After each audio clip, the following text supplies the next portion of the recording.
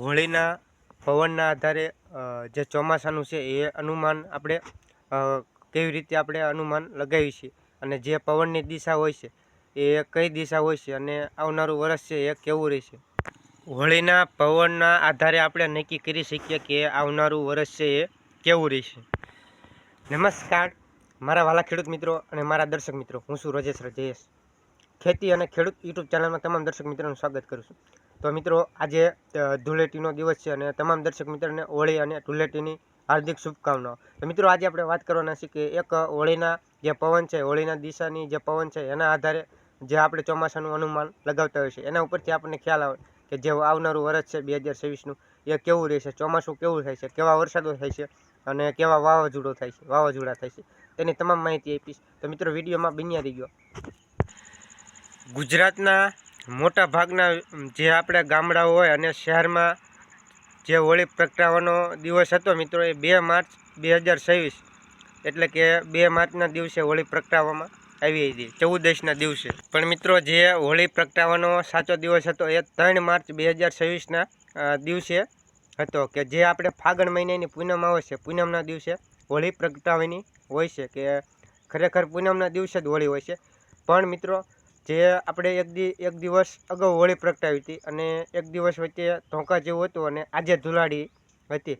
તો મિત્રો, એનું કારણ એ હતું કે હોળીના જે દિવસ હતો તે એટલે કે 3 માર્ચે ચંદ્રગ્રહણ હોવાને લીધે 2 માર્ચે હોળી પ્રગટાવવામાં આવી હતી.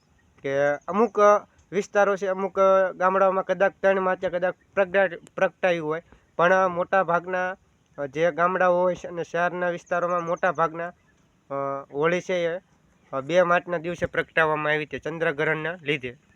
મિત્રો, હોળી છે એ એક પ્રકારનો પવિત્ર આપણે હવન માનવામાં આવે છે, જે ચંદ્રગ્રહણના દિવસે આપણે ન કરી શકીએ, એના લીધે એક દિવસ અગાઉ આપણે હોળી પ્રગટાવી હતી 2 માર્ચના દિવસે. મિત્રો, આવતીકાલે 3 માર્ચ હતી એટલે પૂનમનો દિવસ હતો, ફાગણ મહિનાની પૂનમ. એ જે આપણે હોળીનો દિવસ છે એ સૂચવે છે, જે પવનની દિશા કઈ છે તેની વાત કરી. જે આવનારું ચોમાસું છે એટલે કે આવનારું વર્ષ છે 2026નું, એ એક સારું થવાની શક્યતાઓ છે. ગુજરાતમાં સારું વર્ષ રહેશે, કે વરસાદ પણ સારો થાય છે. ખેડૂત મિત્રો, તો હોળીના જે પવનો છે એ વરસાદ સારો થાય, વરસ સારું આવે એવા સંકેતો મળ્યા છે 3 માર્ચના દિવસે. જે પવનની દિશા છે એ દિશા કઈ રહી છે, હવે તેની પણ વાત કરશું. વરસ કેવું આવશે, વરસાદ કેવા થાય છે તેની પણ મિત્રો વાત કરશું. મિત્રો, ચોમાસું શરૂ થાય તે પહેલાં જે આપણે વાવાઝોડાની એક શક્યતાઓ છે, કે પવન સાથે વરસાદ આવે, વાવાઝોડું બને એવી પણ શક્યતાઓ છે.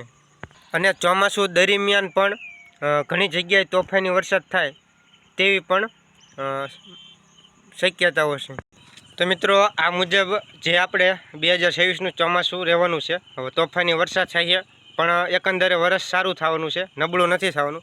જે આપણે હોળીના પવનના અને ભડલી વાક્ય મુજબ આ જે વરસ છે એ સારું રહેવાનું છે.